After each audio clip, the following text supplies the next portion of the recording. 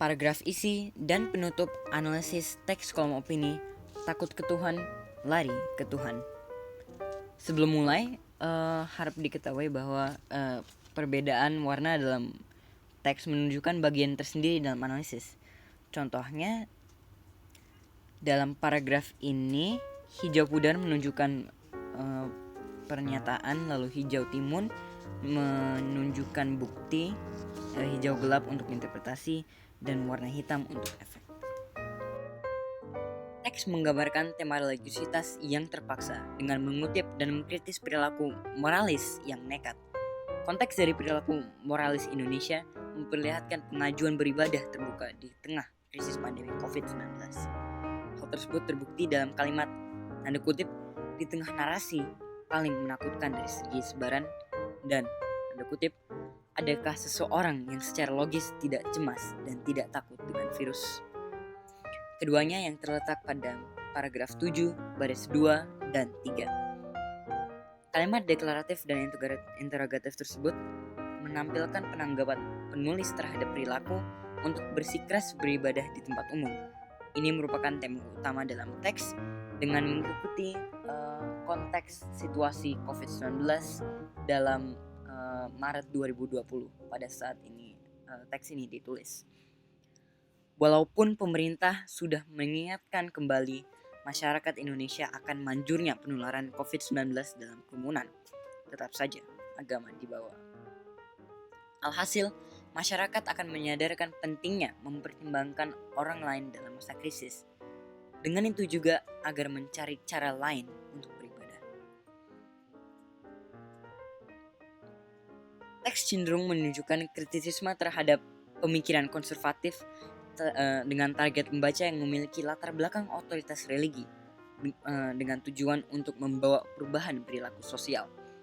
Hal tersebut terpajang dalam kalimat, tanda kutip, sejumlah moralis di negeri ini berteriak, "Karena ciptaan Tuhan," dan, tanda kutip, tidak mudah mengajak umat berdoa, apalagi khusyuk kalau tidak ada rasa takut. Yang terletak pada paragraf 5 baris 1 dan paragraf 6 baris 2 hingga 3. Kalimat deklaratif tersebut menegaskan pemikiran irasional yang diajukan oleh moralis agar tetap beribadah di tempat umum. Rujukan dan kritisisme yang jelas diutarakan pada bukti dapat mengindikasikan bahwa sasaran adalah kepada moralis yang bertindak sebagai demikian, dan dengan tujuan untuk membawa perubahan perilaku sosial, penulis langsung sasar kepada sumber utama permasalahan ini. Bagi pembaca yang memiliki sudut pandang yang moderat, tujuan ini mungkin disetujui. Namun, bagi audiens yang disasar sendiri, yaitu otoritas religi yang memiliki pemikiran konservatif mengenai hal ini, kritisisme mungkin ditanggap secara buruk. Ataupun jika ditanggap secara baik, maka penulis telah berhasil mencapai tujuan. Penggunaan piranti sastra cenderung puitis dan menggunakan kritisisme, dan bahkan majas sindiran untuk menyampaikan opini mengenai perilaku sosial. Oleh karena itu, argumen berupa sedikit subjektif tetapi tetap membujuk. Hal tersebut dapat dibuktikan dalam penggunaan frase "kutolak doa orang yang merasa dirinya suci" dan "virus sebangsa apa di kau?". Penggunaan majas paradoks dan jenis kalimat interrogatif tersebut digunakan oleh penulis untuk menyampaikan opini mengenai pemikiran nekat para moralis dengan cara menyindir. Frase yang memiliki makna cerminan umat religi yang takut kepada Tuhan namun nekat memaparkan diri kepada bahaya yang merupakan keputusan Tuhan sendiri menajamkan argumen penulis. Oleh karena itu, teks membangun pemikiran rasional dari pembaca. Secara efektif, penulis memiliki niat agar membujuk masyarakat agar berpikir logis dan beribadah di rumah masing-masing untuk sementara ini. Berbagai pernyataan dalam teks disampaikan dengan nada kritis dan sedikit menyindir, agar membangun rasa yang membuat pembaca frustrasi dan untuk membawa perubahan perilaku. Hal tersebut terbukti dalam kalimat, "Sungguh tak layak dilakukan bangsa yang menyampaikan pada dirinya derajat umat paling religius.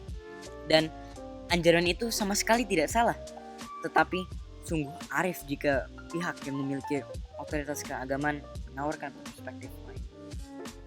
Kalimat deklaratif dan penggunaan majas sarkasme tersebut menampilkan penanggapan penulis kepada para moralis yang berpikir dan berperilaku yang nekat.